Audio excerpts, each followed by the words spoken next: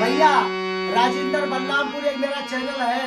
मैं आज भोजपुरी अवधी भाषा में अपनी गीत गाने जा रहा हूँ। बलेसर का बिरहा बहुत पुराना है जो हम आज उसको इस्तेमाल करने जा रहे हैं। बलेसर का बिरहा आप लोग के सामने हाथ जोड़ निवेदन, लाइक करिए, सब्सक्राइब करिए और लाइक बनाइए। फूल कली